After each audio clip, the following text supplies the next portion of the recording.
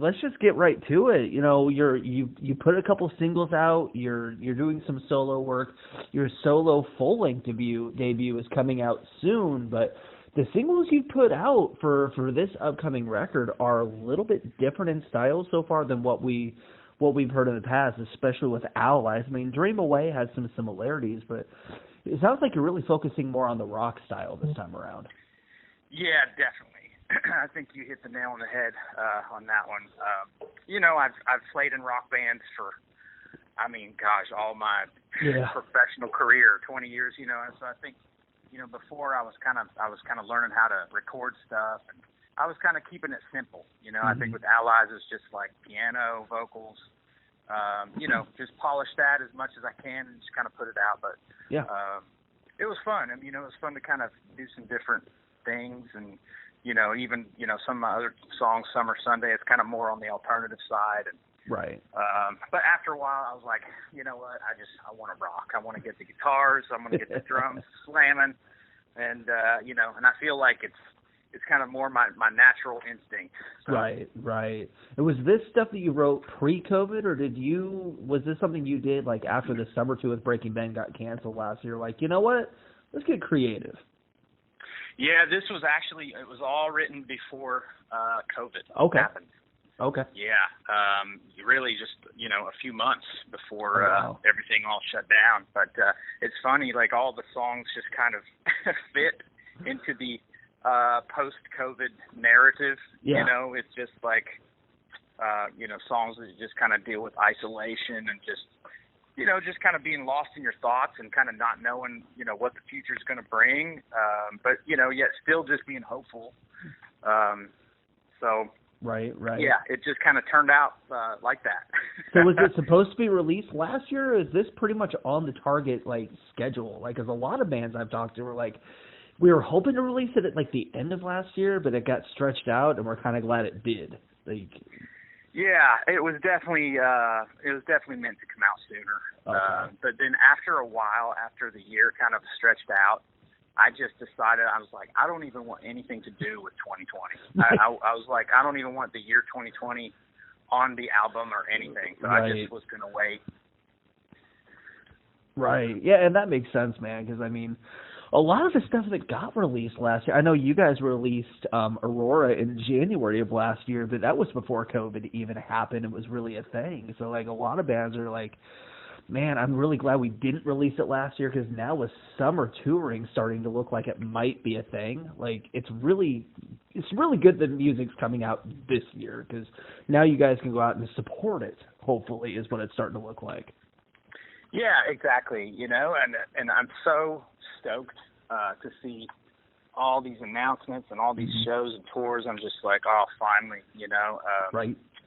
It's finally some sense of normalcy, you know, and hopefully we can get out there sometime soon. We don't have anything booked as of yet, but we're definitely itching. Yeah, I noticed that. I haven't seen Breaking Ben on any, like, I thought I'd see you guys on, like, some festival announcements, but, like, with Ember releasing, like 3 years ago now, are you guys looking at doing, like, a lot of, like, writing in 2021, or are you guys really looking to just get out there and play? Because a lot of summer tours, you guys had the Bush tour and Theory tour last year. It got canceled. Are you guys looking to really get out this year or write? Yeah, probably a little bit of both. Okay. You know, we're always writing in between tours. We're always just kind of, you know, kind of getting ideas down. And I think once we kind of all decide to kind of really focus, we kind of start sharing everything and putting our heads together a little bit more. Right. But at this point, you know, we're really, you know, looking forward to kind of getting back on the road and getting our touring legs back a little bit. And, you know, we ride out there too, you know. So, right. We're going to try to hit two birds with one stone there, hopefully. Right. And going back to the single stuff, man, the two videos you put out so far, very different, like, even visually. You got, you know, It Finds Us All, where it looks like you did that in an abandoned house. Am I right? Because that's what that looks like. It was actually, well, it does look like that. Yeah. But it was really just this old warehouse, and there was just kind of a set kind of just built in there. Huh.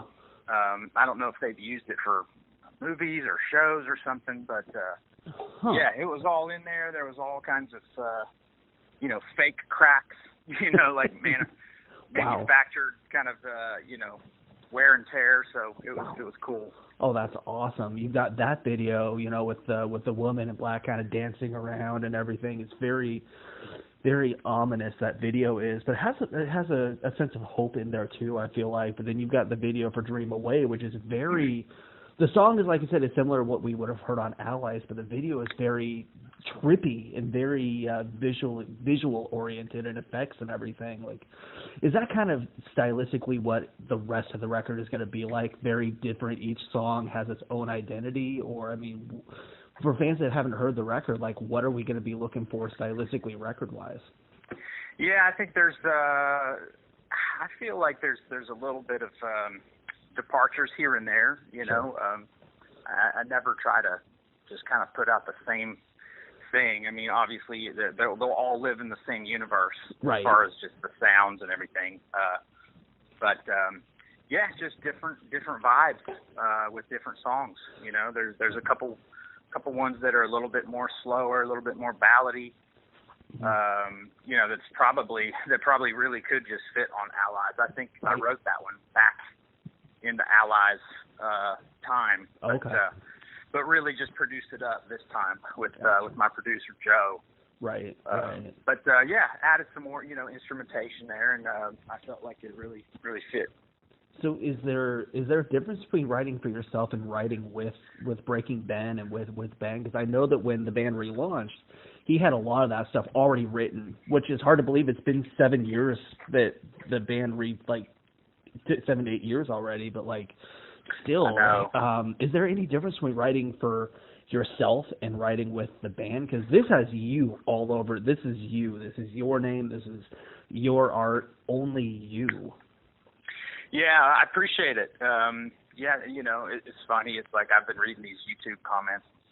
So many people, they're like even 2 minutes before I called in, I saw a comment. I was like, sounds like Red. And I'm like, okay, right on. Which is cool. It's like I'm not offended. Right. But I wish I could just tell all those people, look, I'm not trying to sound like anybody. right. I love those bands. I've heard Starset 10 years. I'm friends with all these bands, and they're great bands. But I'm sitting down and just writing tunes and not thinking about it. Right. It's so easy to kind of just throw out comparisons for It's easy, but it gets old too, because like you said, you're friends with all those bands. You've toured with all of those bands. Hell, your bandmate Jason has been in some of those bands.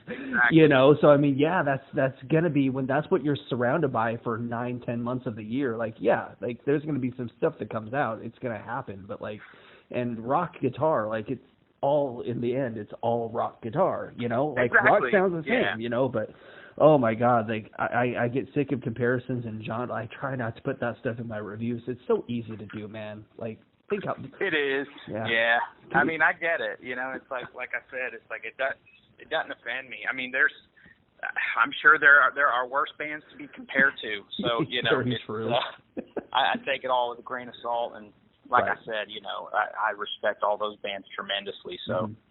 Well, yeah, and hopefully, I mean, if Breaking Ben tour-wise is off for the year, at least you have solo music out you can go support on and get some of that money back that you lost in 2020 not being able to tour, for God's sakes, So, yeah, that would be nice. Yeah. I definitely would love to. I'd love to get out there and do some solo shows with some of my buddies that would play with me, but we'll see. It's kind of once things are kind of some more shows are kind of under some people's belts and they're out there a little bit, we'll see how everything, how society reacts to it. Right, and to see, for one, if it's even safe to do this again. For one, we don't really know if it's safe to do this at that kind of a level yet. Lee from Pop Evil said it best. He's like, it's exciting caution. We're excited, but we're cautious at the same time, So it's That's perfect. Yeah, I'm excited, but I just hope that we're good, So we'll see. But 2021, we're halfway through the year, and it's just getting started, man. New record, solo debut, full length coming out this world or the next. Cannot wait to hear the rest of the music, man. I love the 2 songs, dude. That you freaking killed it. So, thank you. Absolutely. Thank you so much.